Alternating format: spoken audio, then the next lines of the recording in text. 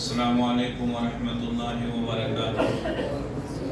الحمد للہ رب العالمین والعاقبۃ للمتقین والصلاة والسلام علی سید الانبیاء والمرسلین وعلی آلہ واصحابہ وازواجہ اجمعین وعلی من تبعهم بإحسان الی یوم الدین، اما بعد۔ اعوذ باللہ السمیع العلیم من الشیطان الرجیم، بسم اللہ الرحمن الرحیم۔ یا ایہا الذین آمنوا اتقوا اللہ حق تقاتہ ولا تموتن الا وانتم مسلمون۔ یا ایہا الناس اتقوا ربکم الذی خلقکم من نفس واحدہ وخلق منها زوجها وبث منهما رجالا كثيرا ونساء واتقوا الله الذي تساءلون به والأرحام إن الله كان عليكم رقيبا۔ يا أيها الذين آمنوا اتقوا الله وقولوا قولا سديدا يصلح لكم أعمالكم ويغفر لكم ذنوبكم ومن يطع الله ورسوله فقد فاز فوزا عظیما۔ اسٹیج پر جلوہ افروز تمام ہی معزز اور موقر علماء کرام،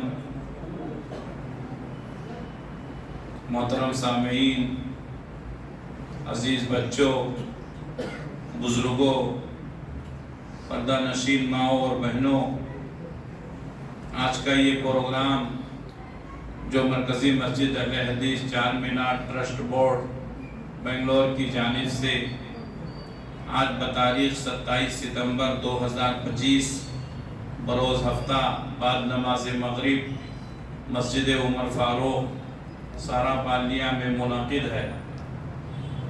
میں نے کچھ آیتیں نوٹ کی ہیں جس کو آپ کے سامنے بیان کرنے کی کوشش کروں گا۔ اللہ سے دعا ہے کہ اللہ تبارک و تعالی ہم سب کو ان باتوں کو سمجھنے کی اور عمل کرنے کی توفیق عنایت فرمائے۔ نظام کائنات کا مطلب یہ ہوتا ہے دنیا کا سسٹم، دنیا کا نظام۔ کائنات کے معنی یہ زمین، آسمان، یہ دنیا جو ہے اس کو کائنات کہتے ہیں، اور نظام، سسٹم، اس کو چلانے والا۔ ہم سب کا عقیدہ ہے کہ اس دنیا کا بنانے والا کون ہے؟ اللہ۔ اس لیے اس دنیا کا مالک بھی اللہ ہے۔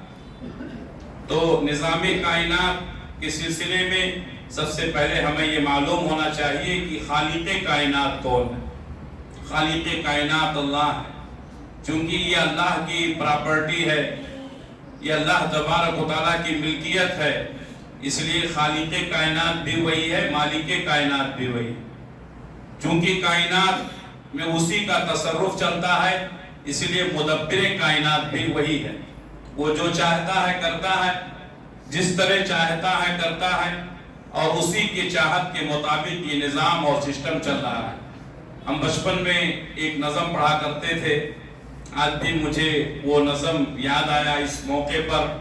اگر دو خدا ہوتے سنسار میں تو دونوں بلا ہوتے سنسار میں، خطرناک ہوتا زمانے کا رنگ، ہوا کرتی ہر روز دونوں میں جنگ۔ ادھر ایک کہتا کہ میری سنو، ادھر ایک کہتا میاں چپ رہو، ادھر ایک کہتا کہ بھائی میرے رہے آج دنیا میں بارش رہے، بگڑ کر ادھر دوسرا بولتا نہیں آج ہے دھوپ کا فیصلہ۔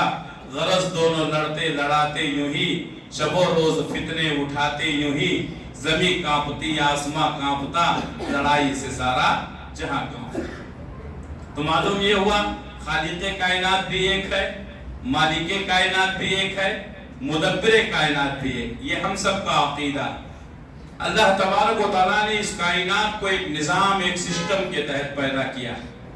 دنیا کے بہت سارے لوگ ہیں جو رب کو نہیں مانتے، خالق کائنات کو نہیں مانتے، مالک کائنات کو نہیں مانتے۔ ایسے وقت پر مجھے مناظر اسلام ثناء اللہ مرتصری رحمت اللہ علیہ کا ایک واقعہ یاد آتا ہے۔ آپ مناظر تھے، بیک وقت آپ نے بہت سارے لوگوں سے مناظرے کیے۔ آپ نے دیوبندیوں سے مناظرہ کیا، آپ نے قادیانیوں سے مناظرہ کیا، آپ نے بریلویوں سے مناظرہ کیا، آپ نے شیعوں سے، رافضیوں سے مناظرہ کیا، اور آپ نے ان لوگوں سے بھی مناظرہ کیا جو کسی کو رب مانتے ہی نہیں۔ تو ایک مناظرے کا وقت تھا، مسئلہ یہی تھا، مدعا یہی تھا، عنوان یہی تھا کہ یہ دنیا اپنے آپ چل رہی ہے، اور مولانا ثناء اللہ مرتصری رحمت اللہ علیہ کو یہ ثابت کرنا تھا کہ یہ دنیا اپنے آپ نہیں چلتی ہے، اس کا ایک نظام ہے، اس کا ایک سسٹم ہے، اور وہ نظام اور سسٹم چلانے والا رب ہے۔ تو جو وقت متعین تھا مناظرے کا، تو اس وقت سارے لوگ موجود تھے، مولانا ثناء اللہ مرتصری رحمت اللہ علیہ جان بوجھ کر کے اس وقت نہیں گئے، کافی دیر کے بعد گئے۔ تو لوگوں نے پوچھا کہ بھئی مناظرے کا وقت تو اتنے بجے تھا، آپ آئے کیوں نہیں؟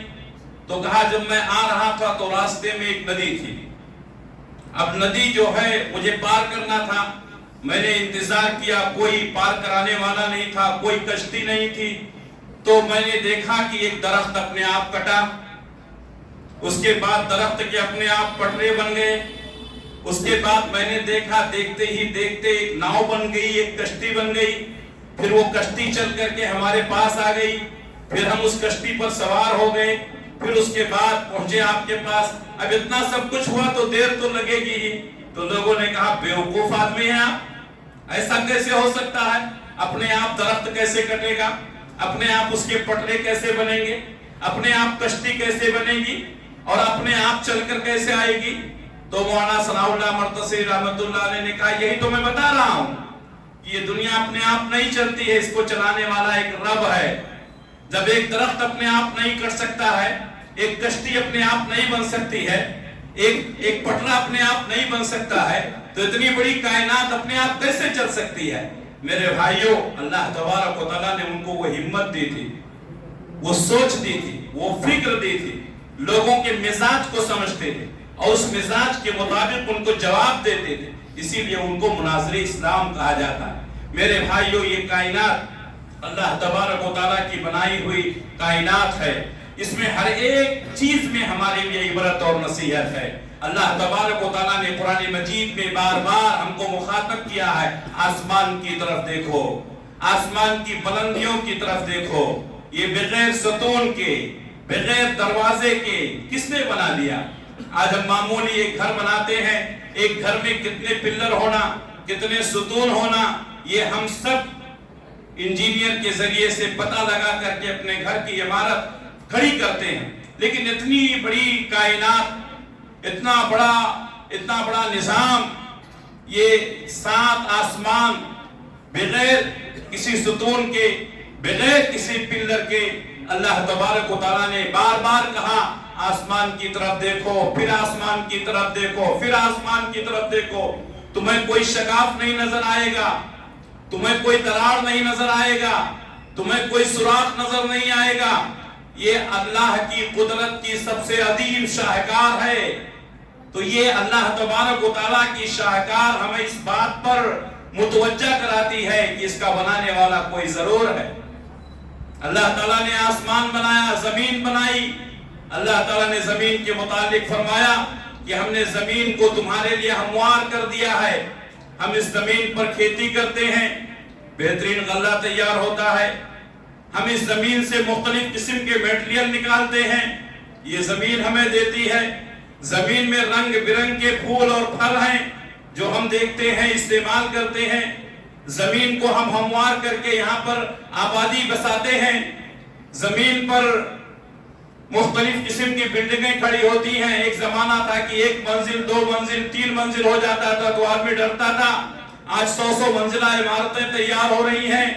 اللہ کے نبی صلی اللہ علیہ وسلم نے 1400 سال پہلے فرمایا تھا کہ قیامت کے قریب یہ ہوگا، ننگے بدن رہنے والے، ننگے پیر رہنے والے، بکریاں چلانے والے، ریوڑوں کے پیچھے رہنے والے عالی شان بلڈنگیں، اونچی اونچی عمارتیں بنانے پر فخر کریں گے۔ تراہم الحفاۃ العراۃ فی البنیان، تم دیکھو گے کہ ننگے بدن رہنے والے، ننگے پیر رہنے والے، بغیر جوتے اور چپل کے رہنے والے، بغیر کپڑے کی زندگی گزارنے والے عالی شان بلڈنگیں بنائیں گے۔ اور آج حالات وہی ہیں جو ہم دیکھ رہے ہیں۔ تو یہ نظام کائنات ہمیں اس بات پر مجبور کرتا ہے کہ ہم اپنے رب کو پہچانیں. یقیناً اس کا بنانے والا اللہ ہے. اللہ تبارک و تعالیٰ نے توازن قائم کیا ہے. سورج کتنی بلندی پر ہے، چاند کتنی بلندی پر ہے، آسمان کتنی اونچائی پر ہے، لیکن اللہ تعالیٰ نے توازن قائم کیا ہے. جب یہ توازن بگڑ جاتا ہے تو مختلف قسم کی آفتیں آ جاتی ہیں، مختلف قسم کی مصیبتیں آ جاتی ہیں، اور جب یہ توازن مکمل طور پر بگڑ جائے گا تو قیامت آ جائے گی.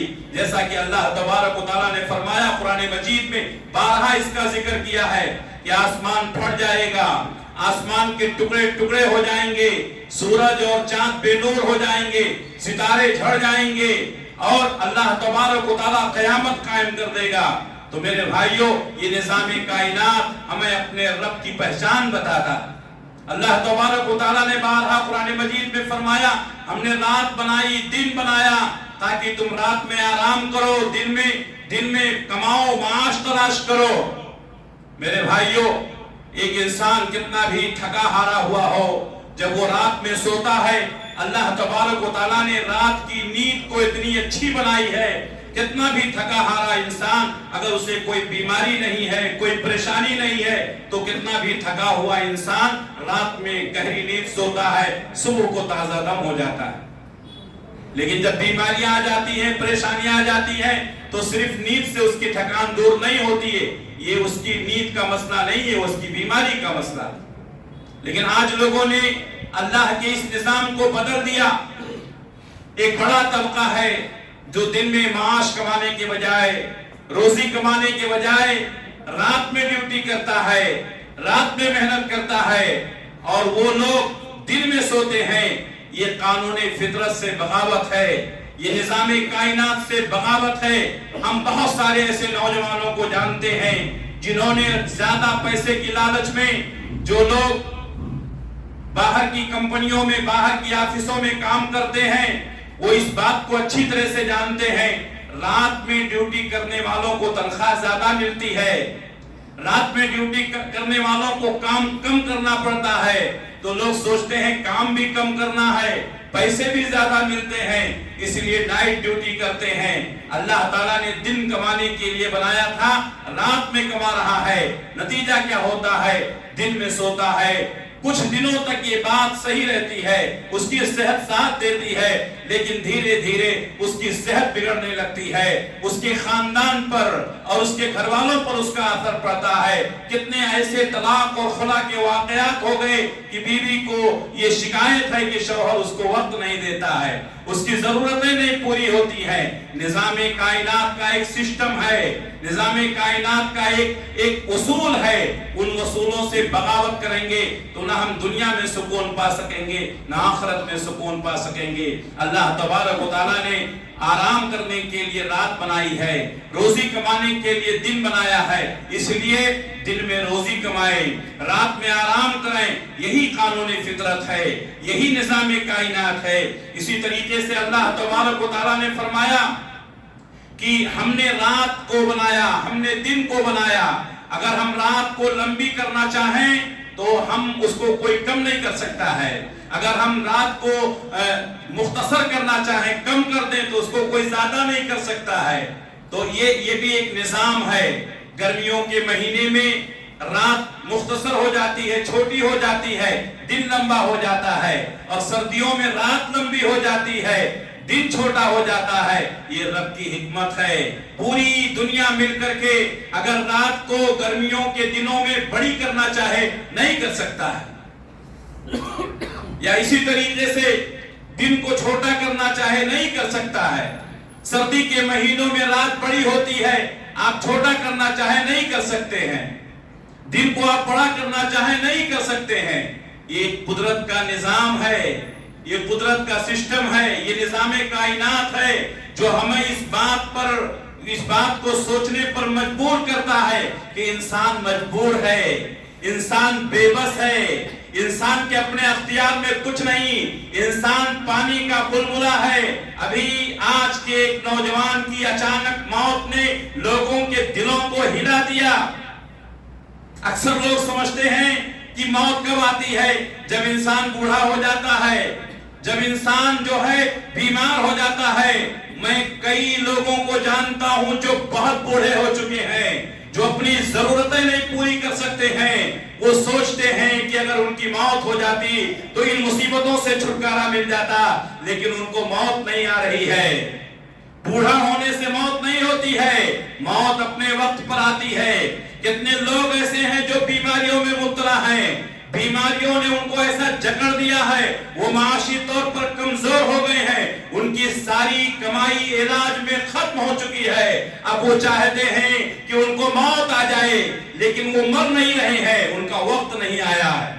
बीमारियों से कोई मरता नहीं, बुढ़ापे से कोई मरता नहीं। अल्लाह तबारक व तआला ने जितनी जिंदगी लिखी है उतनी जिंदगी पूरी करने के बाद उसको मौत आती है। अल्लाह के नबी सल्लल्लाहु अलैहि वसल्लम फरमाते हैं, जब बच्चा अपनी माँ के पेट में रहता है, 4 महीने का होता है, यानी 110 दिन का, 120 दिन का, तो अल्लाह तबारक व तआला एक फरिश्ते को भेजता है, उसकी जिंदगी को लिखता है, उसकी मौत को लिखता है। इसको मौत कब आएगी, कहां आएगी, किस हालत में आएगी, उसकी रोजी को लिखता है, ये कितना कमाएगा, कैसे कमाएगा, उसकी किस्मत को लिखा जाता है, ये सआदतमंद होगा या बदबख्त होगा। मेरे भाइयों, जो हमारी किस्मत में लिखा जा चुका है, जो हमारी तकदीर में लिखा जा चुका है, कोई उसको टाल नहीं सकता है। ये निज़ामे कायनात है, ये रब का अटल फैसला है। अल्लाह के नबी सल्लल्लाहु अलैहि वसल्लम ने हज़रत अब्दुल्लाह इब्न अब्बास रज़ियल्लाहु तआला अन्हु को नसीहत करते हुए फरमाया था, बेटे मैं कुछ नसीहतें करता हूँ, गौर से सुनो। अल्लाह की कसम, दुनिया की सारी ताकतें मिलकर के अगर तुमको कुछ नुकसान पहुंचाना चाहे नहीं पहुंचा सकती हैं, मगर सिर्फ उतना जितना अल्लाह ने तुम्हारी किस्मत में लिख दिया। और दुनिया की सारी ताकतें मिलकर के तुमको फायदा पहुंचाना चाहे नहीं पहुंचा सकती हैं, मगर उतना ही जितना अल्लाह ताला ने तुम्हारे नसीब में लिख दिया है। अल्लाहुम्मा ला मानिया लिमा आतैता वला मुअतिया लिमा मनाता वला यनफउ ज़ल जद्द मिनकल जद्द। मेरे भाइयों, हम हर नमाज के बाद अपने इस अकीदे को दोहराते हैं। ये निज़ामे कायनात है, ये अल्लाह तबारक व तआला का अटल फैसला है। अल्लाह तबारक व तआला फरमाते हैं, सूरज की तरफ देखो, चांद की तरफ देखो, आसमान की तरफ देखो, जमीन की तरफ देखो, अल्लाह की मखलूकात की तरफ देखो, इनको मैंने बनाया है, इनके जिम्मेदार हम हैं। मेरे भाइयों, उनकी रोजियों का मालिक अल्लाह है। वमा मिन दाब्बतिन फिल अर्ज़ इल्ला अलल्लाहि रिज़्क़ुहा यअलमु मुस्तक़र्रहा व मुस्तौदाहा। ये कुदरत का निजाम है मेरे भाइयों। इसलिए आदमी को अपने अकीदे की इस्लाह करनी चाहिए, आदमी को अपने अल्लाह पर भरोसा होना चाहिए। एक अल्लाह जिसने हमको पैदा किया, हमारी पैदाइश का मकसद क्या है? अल्लज़ी खलक़ल मौत वल हयात लियब्लुवकुम अय्युकुम अहसनु अमला। जिसने तुम्हारे लिए मौत बनाई, जिंदगी बनाई, ताकि आजमाए कि कौन नेक काम करके आता है। ये जिंदगी का मकसद है, ये निज़ामे हयात है कि हम नेक काम करके जाएं। अभी नेकी के ताल्लुक से, बुराई के ताल्लुक से, सवाब के ताल्लुक से, गुनाह के ताल्लुक से आप बात सुन रहे थे। मेरे भाइयों, ये जिंदगी बहुत मुख्तसर है।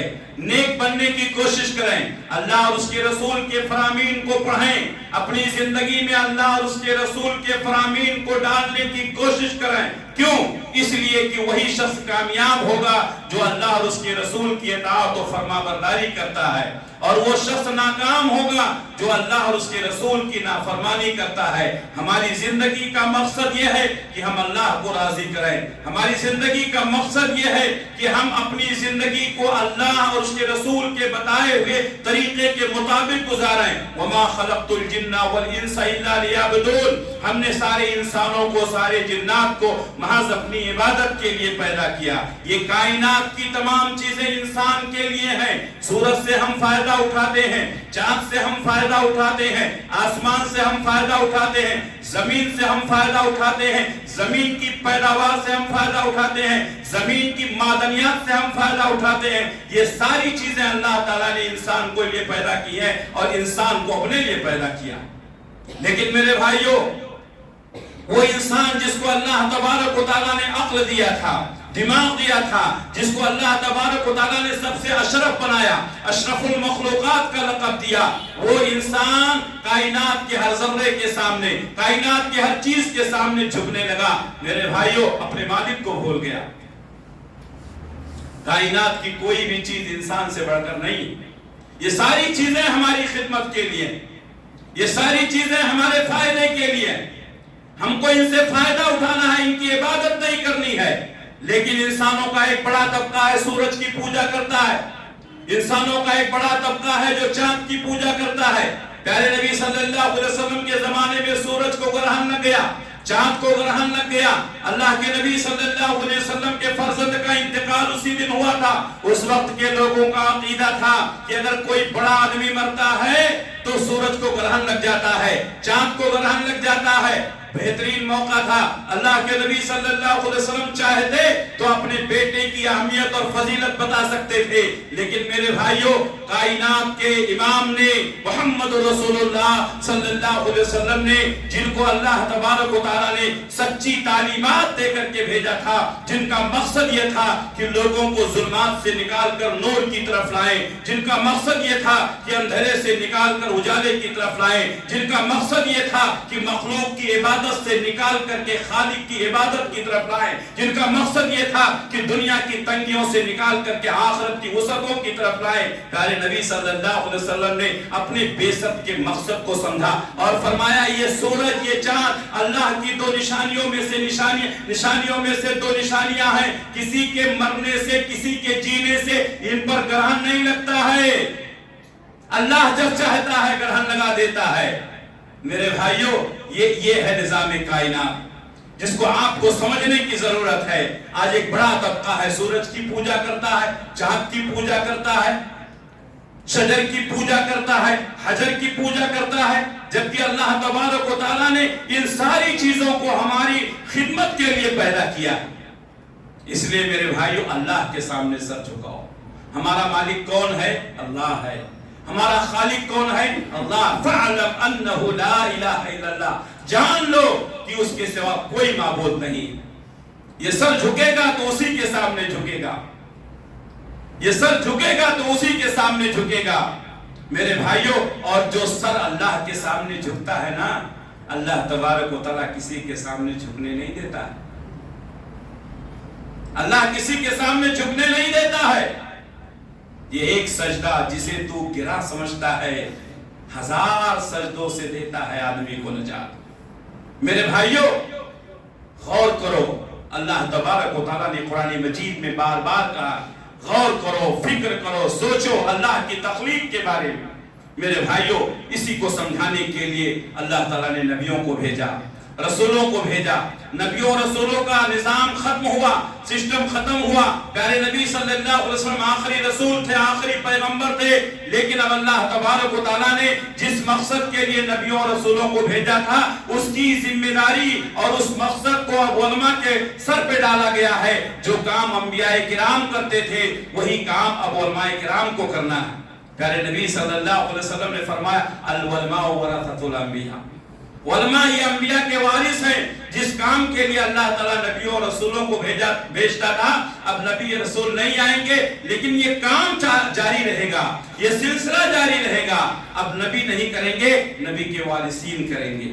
میرے بھائیوں، جس طریقے سے انبیاء کرام کا اکرام کرنا، انبیاء کرام کی تکریم کرنا، انبیاء کرام کی باتوں کو سننا، انبیاء کرام کی باتوں پر عمل کرنا، وہی کام اب علماء کرام کی ذمہ داری ہے۔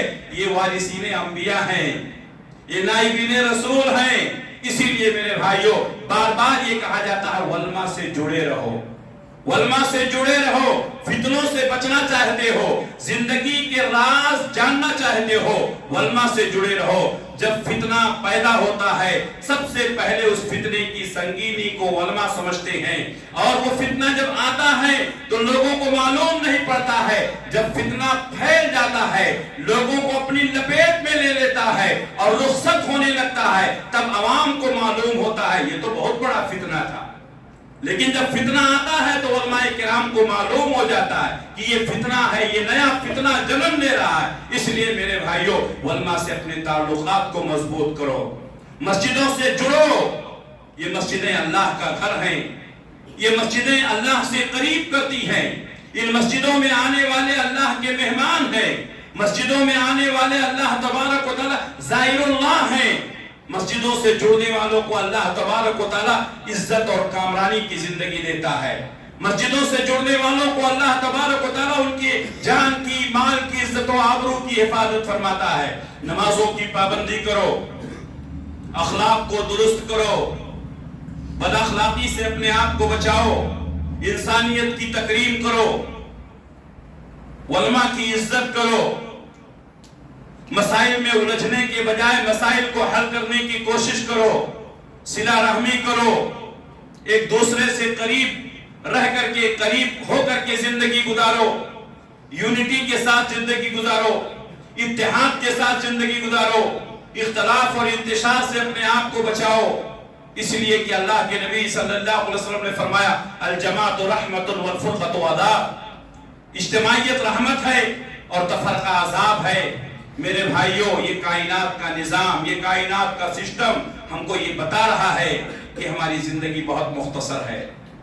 دنیا میں بڑے بڑے لوگ آئے، سارے کے سارے لوگ چلے گئے، کتنی بھی اس بڑی سلطنت کا مالک کیوں نہ رہا ہو، کتنا بھی بڑا حاکم کیوں نہ رہا ہو، لیکن آج وہ اس دنیا میں نہیں ہے۔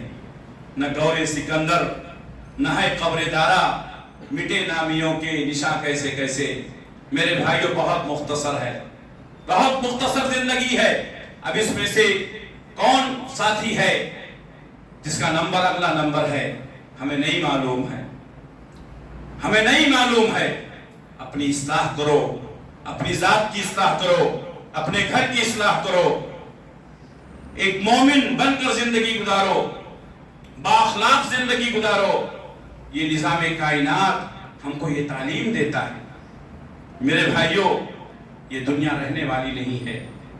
ہم یہ سمجھتے ہیں لوگ دنیا میں آتے ہیں، ہمارے دادا تھے، پھر ہمارے باپ تھے، پھر ہم ہیں، پھر ہمارے بچے، پھر ہمارے پوتے، یہ سسٹم چلتا رہے گا۔ نہیں، ایک حد تک یہ سسٹم چلتا رہے گا، یہ نظام کائنات بدل جائے گا۔ اللہ تبارک و تعالیٰ آسمان کو، زمین کو، سورج کو، چاند کو، ستاروں کو، سب کو بدل دے گا، قیامت قائم ہو جائے گی۔ اللہ تبارک و تعالیٰ پھر لوگوں کو زندہ کرے گا، محشر کے میدان میں اکٹھا کرے گا۔ کیا امیر، کیا غریب، کیا چھوٹا، کیا بڑا، کیا بادشاہ، کیا فقیر، سارے کے سارے لوگ اللہ کے سامنے حاضر ہوں گے۔ وہاں نہ کسی کی ملکیت ہوگی، نہ کسی کی صدارت ہوگی، نہ کسی کی حکومت ہوگی، نہ کوئی امیر ہوگا، نہ کوئی غریب ہوگا۔ اللہ تبارک و تعالیٰ پکارے گا این الجبارون این القہارون، کہاں گئے جبر کرنے والے، کہاں گئے لوگوں کے اوپر قہر ڈھانے والے، کہاں گئے اپنے آپ کو بڑا سمجھنے والے۔ لمن الملک اليوم، آج کے دن بادشاہت کس کی ہے؟ چاروں طرف سناٹا چھایا رہے گا، کوئی بولنے والا نہیں ہوگا، کسی کے اندر ہمت اور جرات نہیں ہوگی۔ کیوں؟ یوم یقوم الروح والملائکۃ صفا لا یتکلمون الا من اذن له الرحمن وقال صوابا۔ انسانوں کی بات چھوڑو، فرشتے بھی سب بات کر کھڑے ہوں گے، کوئی آواز نہیں نکالے گا۔ میرے بھائیوں، اللہ تعالیٰ خود فرمائے گا للہ الواحد القہار، ایک اللہ کی حکومت ہے جو اکیلا ہے لیکن زبردست ہے۔ میرے بھائیوں، یہی نظام کائنات۔ حضرت یوسف علیہ السلام کہاں ہیں؟ جیل میں ہیں، جیل میں ہیں۔ آج آپ کے اوپر کوئی آفت آ جائے، کوئی مصیبت آ جائے، اللہ نہ کرے، ہماری عقل کام نہیں کرتی ہے، ہمارا دماغ کام نہیں کرتا ہے۔ حضرت یوسف علیہ السلام کو ناکردہ جرم میں انہوں نے کچھ نہیں کیا تھا، جیل کے اندر ڈال دیا گیا۔ ایک آدمی مجرم ہے، جیل میں ڈالا گیا، کوئی بات نہیں ہے، جرم نہیں کیا ہے پھر بھی جیل میں ڈال دیا گیا، کتنا ٹینشن رہا ہوگا سوچ نہیں سکتے ہیں۔ لیکن وہاں بھی اپنی ذمہ داری کا احساس کیا۔ جب دو لوگوں نے آ کر کے اپنا خواب بتایا، ان کے خواب کی تعبیر بتائی، جب دیکھا کہ قیدی لوگ اللہ کو بھولے ہوئے ہیں، تو حضرت یوسف علیہ السلام نے کہا کیا بہت زیادہ رب بہتر ہیں یا ایک رب جو مضبوط ہے، پائیدار ہے، سب سے زیادہ حکومت، قوت اور طاقت والا ہے؟ میرے بھائیوں، کوئی بھی موقع ملے توحید کی بات بتاتے رہیں۔ ہم توحید کے علمبردار ہیں، ہم سنت کے علمبردار ہیں۔ میں اکثر یہ بات کہا کرتا ہوں کہ اس زمین پر اگر توحید کی دعوت دینے والا کوئی جماعت اگر کوئی باقی ہے تو وہ صرف اہل حدیث ہے، صرف اہل حدیث ہے۔ میرے بھائیوں، آپ سب توحید کے علمبردار ہیں، آپ سب کتاب و سنت کے علمبردار ہیں، لیکن یہ آپ کی ذمہ داری ہے کہ اللہ کی اس امانت کو، اللہ کی اس نعمت کو دوسروں تک پہنچائیں۔ یہ ہم سب کی ذمہ داری ہے۔ جس طریقے سے صحابہ کرام کو جب ایمان کی دولت نصیب ہوئی تو انہوں نے اپنے تک اس کو محدود نہیں رکھا، لوگوں تک پہنچایا، اور اس پورا شوق دور میں جبکہ دین کی بات کرنا، دعوت دینا، اللہ اور اس کے رسول کی بات کرنا اپنی جان خطرے میں ڈالنا تھا، صحابہ کرام نے اپنی جان کو جوخم میں ڈال کر کے، خطرے میں ڈال کر کے توحید کو لوگوں کے سامنے بیان کیا۔ حضرت خبیب بن عدی کا واقعہ لے لیجئے، خباب بن ارت کا واقعہ لے لیجئے، عمار و یاسر کا واقعہ لے لیجئے، کتنی مصیبتوں کا سامنا کرنا پڑا، کتنی پریشانیاں اٹھانی پڑی، لیکن نہیں، توحید کو لوگوں تک پہنچایا۔ میرے بھائیوں، توحید ہماری روح ہے، توحید ہماری غذا ہے۔ اپنے تک محدود نہ رکھیں، اپنے رشتہ داروں میں، اپنے محلے میں، اپنے گھر والوں میں، اپنے دوست و احباب میں، کالجوں میں پڑھنے والے اسٹوڈنٹ، یونیورسٹیوں میں پڑھنے والے اسٹوڈنٹ، اپنے فرینڈ سرکل میں اپنی دعوت کو لوگوں تک پہنچائیں۔ یہ ہم سب کی ذمہ داری ہے۔ ہم یہی سوچتے ہیں جہاں بھی ہم کو 2 منٹ 5 منٹ کا موقع ملتا ہے ہم توحید کی بات کر دیتے ہیں۔ یہ کرنا صرف ہماری ذمہ داری ہے۔ ہاں، ایک بات اور بتا دوں میرے بھائیوں، حجت قائم کرنا ہماری ذمہ داری ہے، قبول کروانا یہ ہماری ذمہ داری نہیں ہے۔ ہمارے نوجوانوں کا حال کیا ہے؟ لوگوں سے گفتگو کرتے ہیں، دلیل دیتے ہیں، کتاب و سنت کی باتیں کرتے ہیں، لوگ ان کی بات نہیں مانتے ہیں تو جھگڑا کرنے لگتے ہیں، الجھ جاتے ہیں۔ میرے بھائیوں، یہ ہمارا کام نہیں ہے، ہمارا کام بتانا ہے، ہمارا کام سمجھانا ہے۔ ہدایت دینے والی ذات رب کی ذات ہے۔ میرے بھائیوں، ہمارے نبی کو بھی یہ اختیار نہیں دیا گیا کہ آپ کسی کو دعوت دیں، وہ مانتا ہے تو ٹھیک، نہیں تو زبردستی منوائیں۔ آپ کو بھی یہ اختیار نہیں دیا گیا، لست علیہم بمسیطر، آپ لوگوں کے اوپر داروغہ نہیں ہے۔ آج ہمارے نوجوان جذباتی ہوتے جا رہے ہیں، آج ہمارے نوجوان لوگوں سے جھگڑا کر رہے ہیں۔ ہم جانتے ہیں آپ حق پر ہیں، آپ کی بات پر حق ہے، آپ کی دعوت پر حق ہے، لیکن آپ کا کام صرف پہنچانا ہے، آپ کا کام صرف سمجھانا ہے، ہدایت دینا، ان کے دلوں میں ڈال دینا، یہ اللہ کا کام ہے۔ میرے بھائیوں، یہ نبی کو بھی اختیار نہیں دیا گیا کہ کسی کو زبردستی اپنی بات منوا لے۔ آپ اپنے چچا کو نہیں منوا سکے۔ ابو طالب دنیا سے رخصت ہو رہے ہیں، پیارے نبی نے اپنا کان اپنے چچا کے منہ پر رکھ دیا، کہا چچا جان کلمہ پڑھ لیجئے میرے کان میں، قیامت کے دن حجت قائم کروں گا۔ 2 شیطان بیٹھے ہوئے تھے اور کہا کہ اے ابو طالب، کیا مرنے کے وقت تم بے دین ہو جاؤ گے؟ ابو طالب نے کہا الا ملت ابی، میں اپنے باپ کی ملت پر مر رہا ہوں۔ انہوں نے ایمان نہیں لائے، اسلام قبول نہیں کیا، کفر کی حالت میں دنیا سے چلے گئے۔ پیارے نبی صلی اللہ علیہ وسلم کو قلق ہوا، اضطراب ہوا، بے چینی ہوئی، پریشانی ہوئی، آپ بہت زیادہ غم کرنے لگے۔ کیوں؟ اس لیے کہ ایسا چچا جس نے اللہ کے نبی صلی اللہ علیہ وسلم کو اس وقت ہمت دی تھی جب پورا مکہ آپ کے مخالف تھا، چچا ابو طالب نے کہا تھا بیٹے سارا مکہ تمہارا دشمن ہو گیا ہے، اس بوڑھے باپ کے اوپر اتنا بوجھ مت ڈالو جسے میں برداشت نہ کر سکوں۔ پیارے نبی نے کہا تھا اے چچا جان، اگر یہ لوگ میرے ایک ہاتھ میں سورج اور دوسرے ہاتھ میں چاند لا کر رکھ دیں اور یہ کہیں کہ میں اپنی تبلیغ سے باز آ جاؤں، اپنی مشن کو چھوڑ دو، یہ نہیں ہو سکتا ہے۔ میرے بھائیوں، چچا نے بھتیجے کی ہمت دیکھی تو اس بوڑھے چچا نے کہا تھا بیٹا جاؤ، جب تک تمہارے چچا کے رگوں میں خون ہے تمہارا کوئی بال نہیں واقع کر سکتا۔ میرے بھائیو وہ چچا ایمان نہیں لایا، نبی کو کتنی تکلیف ہوئی. اللہ تبارک و تعالیٰ نے فرمایا انکا لا تہدی من احببت ولکن اللہ یہدی من یشاء. آپ کسے چاہیں ہدایت دے دیں، یہ آپ کا کام نہیں ہے، ہدایت دینا اللہ کا کام ہے. میرے نوجوانوں جذباتی نہ بنو، میرے نوجوانوں دائی بنو، مبلغ بنو، سنجیدگی کے ساتھ، وقار کے ساتھ، دلیل کے ساتھ اپنی بات پیش کرو. کوئی مانتا ہے تو ٹھیک ہے، نہیں مانتا ہے کوئی بات نہیں ہے. آپ کو دعوت کا اجر مل گیا. پیارے نبی صلی اللہ علیہ وسلم کی وہ حدیث بیان کر کے میں اپنی بات ختم کرتا ہوں.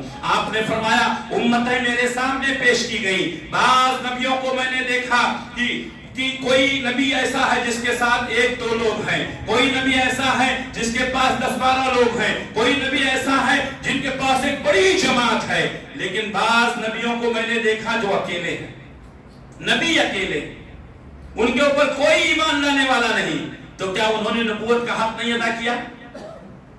کیا ان کی نبوت غیر مؤثر رہی؟ نہیں، انہوں نے اپنا کام کیا، ایمان کوئی نہیں لایا تو اس کا معاملہ. اس لیے میرے بھائیوں ہمارا کام کیا ہے؟ لوگوں کو بتانا، سمجھانا، اور بتانے اور سمجھانے تک محدود نہ رہے. دن میں دعوت و تبلیغ کا کام کریں، ہاتھ میں ان کے لیے دعائیں کریں. اے اللہ میرا کام میں نے کر دیا ہے، اے اللہ میرا کام میں نے کر دیا ہے. قوم کے لوگوں تک، ان کے کان تک میں نے تیری دعوت پہنچا دی ہے. اے اللہ ان کے کان سے ان کے دلوں میں اتار دینا تیرا کام ہے. آپ دعا کریں ان کے لیے. آج ہم شکوے شکایتیں بہت کرتے ہیں، آج ہم لوگوں پر تنقید بہت کرتے ہیں. آپ نے دعوت دی لیکن ان کے لیے دعا کتنی کیا؟ اللہ کے نبی صلی اللہ علیہ وسلم نے اپنے اوپر ظلم اٹھانے والوں کے لیے کیا کہا؟ اللہم اہد قومی فانہم لا یعلمون. اے اللہ میری قوم کے لوگوں کو ہدایت دے دے، یہ لوگ مجھے جانتے نہیں. میرے بھائیوں ہم اس نبی کے امتی ہیں. اپنی دعوت کو مؤثر بنائیں، دلیل کی بنیاد پر بات کریں، سنجیدگی سے بات کریں، وقار سے بات کریں، اور صرف بات کرنا یہ ہمارا کام ہے، ہدایت دینا اللہ کا کام ہے. اللہ سے دعا ہے کہ اللہ رب العالمین ہم تمام لوگوں کو اپنی ذمہ داریوں کو سمجھنے کی توفیق عنایت فرمائے. اللہ ہم سب کو سچا پکا مسلمان بنائے، نبی کی سنتوں پر عمل کرنے کی توفیق عنایت فرمائے. بدعات و خرافات سے اللہ ہم سب کی حفاظت فرمائے. اللہ تبارک و تعالی ہم سب کو عزت کی زندگی اور عزت کی موت نصیب فرمائے. اللہ تبارک و تعالی خیر اور بھلائی کے ساتھ ہم کو زندہ رکھے. اللہ تبارک و تعالی شر اور فتنوں سے ہماری حفاظت فرمائے. اللہ ہمارے بزرگوں کا سایہ ہمارے سروں پر تا دیر قائم رکھے. اللہ ہمیں اپنے علماء سے جڑنے کی توفیق عنایت فرمائے. اللہ ہمیں اپنے بڑوں کا ادب و احترام کرنے کی توفیق دے مولا. اے اللہ ہمیں اپنے بچوں پر، چھوٹوں پر شفقت کرنے کی توفیق دے مولا. اے اللہ ہمیں پیار محبت کے ساتھ رہنے کی توفیق دے مولا. اے اللہ ہمارے دلوں میں بغض، حسد، کینہ، کپٹ پیدا ہو گیا ہے، ریاکاری پیدا ہو گئی. اے اللہ ان کی جگہوں پر الفت اور محبت پیدا کر دے مولا.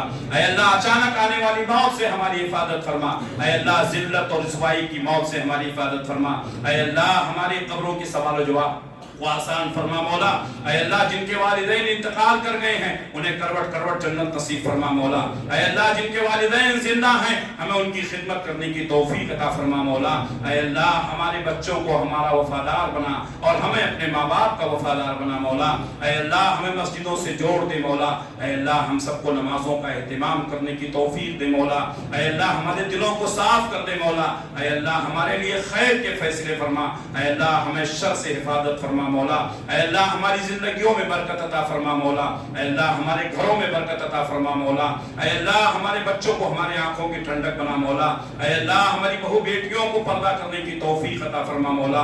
اے اللہ سب کے کاروبار میں برکت دے مولا. اے اللہ جتنے لوگ یہاں بیٹھے ہوئے ہیں سب کو خوشحال کر دے مولا. اے اللہ ہماری روزیوں میں برکت دے دے مولا. اے اللہ ہمارے گھروں میں برکت دے دے مولا. اے اللہ ہماری زبانوں میں تاثیر دے دے مولا. اے اللہ ہمارے قدموں کو جما دے مولا. اے اللہ ہمیں تیرے خاطر جینے اور تیرے خاطر مرنے کی توفیق دے مولا. اے اللہ تیرے نبی کی سنتوں پر عمل کرنے والا بنا مولا. اے اللہ دنیا اور آخرت کی بھلائی نصیب فرما مولا. ربنا آتنا فی الدنیا حسنۃ وفی الآخرۃ حسنۃ وقنا عذاب النار. ربنا ظلمنا انفسنا وان لم تغفر لنا وترحمنا لنكونن من الخاسرین. ربنا تقبل منا انك انت السمیع العلیم العليم وتب علينا إنك أنت التواب الرحيم برحمتك يا أرحم الراحمين آمين. والسلام عليكم ورحمة الله وبركاته.